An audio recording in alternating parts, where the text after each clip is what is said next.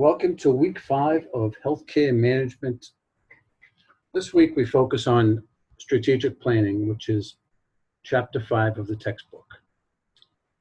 I thought I'd start with some information that is provided in the textbook, and then we'll switch to look at what's going on at Johns Hopkins Medical.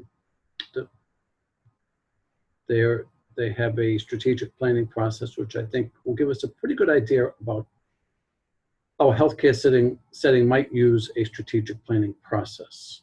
So let's just look at the overall picture. So when we look at the overall picture of a strategic plan, what we should recognize is that it's an integral part of the organization because it gives the organization a chance to look over the long term and figure out the major things that it wants to work on to achieve its mission and its major plans. So when we look at where things start, I think there are 3 terms here: mission, vision, and values.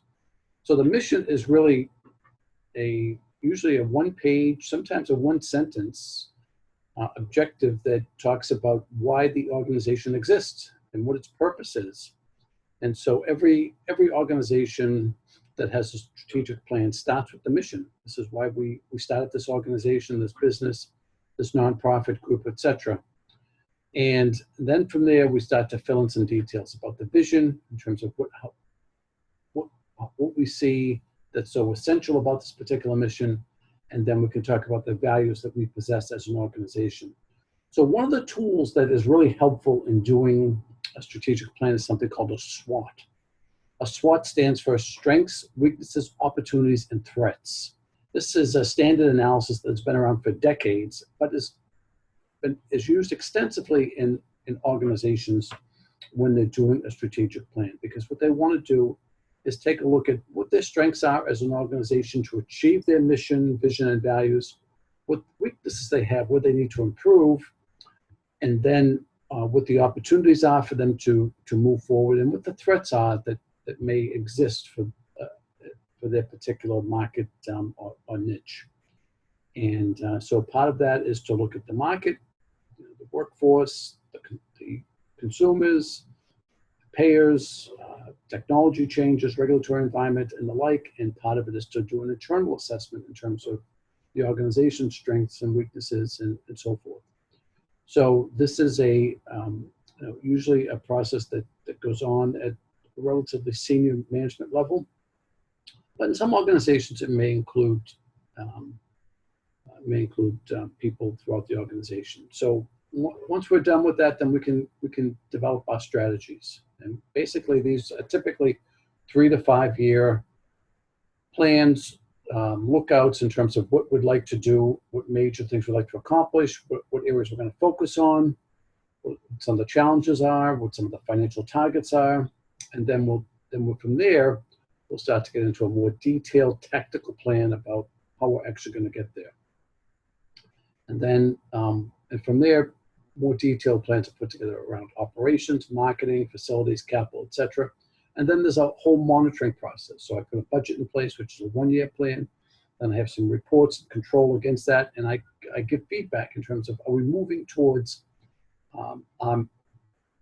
the objectives we have in our strategies and towards our mission.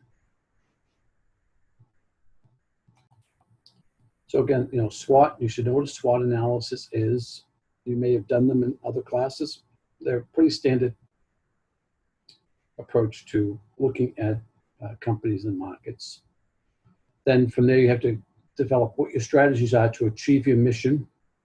And then you have to put a plan in place to roll out your strategies. And then you have to have a monitoring, control, and feedback process in place.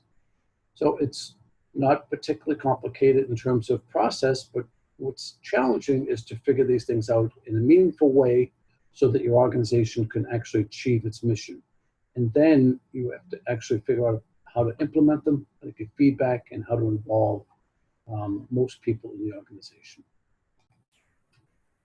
So many organizations list their mission right on their website. So you can go to the website of an organization that you're interested in, you can see what their mission is. And mission is their reason for being, why they exist, what motivates people every morning to get up and go to work there. And then the vision, which is not always shared publicly, but if sometimes it is, we'll talk about how they're going to achieve their mission. It's usually a very high level set of statements. And then the values are the things that the organization believes. We believe in treating our customers fairly, giving a fair price, empowering our employees. And, so they're usually values that people can understand in terms of what the organization believes. So there's this 5 forces model that's been developed some time ago by a professor at the Harvard Business School called Michael Porter. Michael Porter is really the guru behind strategic thinking in the United States. And so one of the ways that he helps organizations to think about strategies, to think about these 5 force models. And so in applying that to healthcare, we may think about the workforce as one of the 5 force models: the power of the healthcare workforce, the doctors, the nurses, the technicians, etc., and how that plays a role in our strategies and our making sure that we're able to get everybody on board to move forward. And then, technology is going to play an increasingly important role in healthcare. So it's both an opportunity and a threat to healthcare. Right? It's an opportunity to provide more healthcare to more people at a lower cost, through things like telemedicine. But it's also a threat to existing infrastructure and processes. So many of these things cut both ways. But well-run organizations are going to take a look at what's present and what's coming down the path and make sure that they get in front of things so that they don't get run over by them.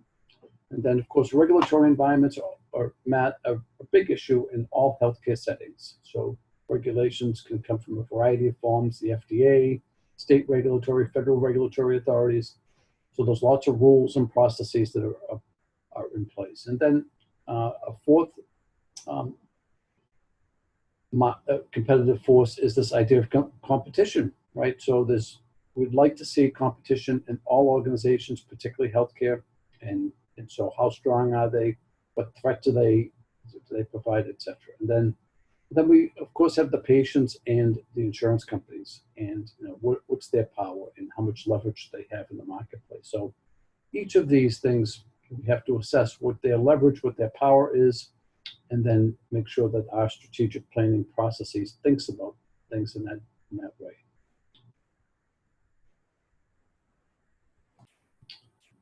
So when we're doing a plan, one of the things we have to keep in mind is that the future is always uncertain. So we'd like to ask the question, what if something happens? And so this is also called scenario explorations, right? This is the what if analysis.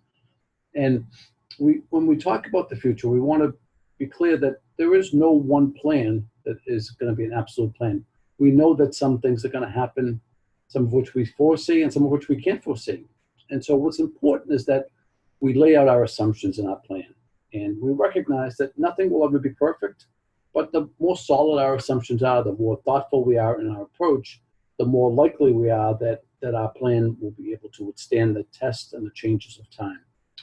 And so one of the other things that we want to do is to put together financial targets, right? Because every organization, including nonprofit organizations, need to have financial profits so that they can invest in their business and they can stay afloat.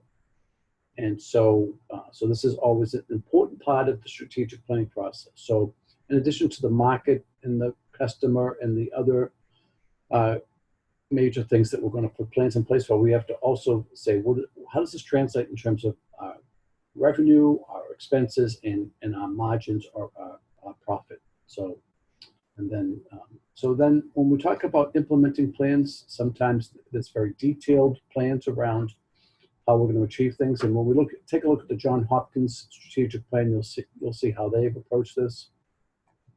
And then in terms of rollout, typically when we have a strategic plan, we're going to have the board of directors review it, approve it, and hopefully endorse it enthusiastically. And then from there, we'll work on more detailed plans around the operations, the marketing, facilities, and so forth that will help us to carry out the strategic plan. So typically, and a planning process and organization. You start with a mission, which is timeless in nature. Then you develop your strategic plan, which is typically 3 to 5 years in nature. Then you develop detailed operating plans that are usually called a budget. They usually go out a year with a very detailed roadmap as to how you're going to achieve your strategies and your missions. So but that's not the topic of this chapter, but it is certainly an integral part of the planning process. So the other thing that's talked about in Chapter 5 is the balanced scorecard, or sometimes called the dashboard. And so if you think about your automobile, what you'll find is that on your dashboard, you'll have all the key variables that you need to make sure that your car's operating as intended. You're going at the right speed, you have enough gas, the temperature in the car, etc. And the idea of this dashboard or balanced scorecard is to try to come up with metrics in 4 key quadrants: financial, customer, internal processes, and learning and growth, and look at the key metrics in each of those areas to make sure that senior management is focused on the important drivers that will ensure the organizational success. So we'll talk a little bit more about dashboards or balanced scorecards later in the semester as well. Okay, so at this point, I'm going to close this particular video, but when I start up again, we'll take a look at the Johns Hopkins strategic plan.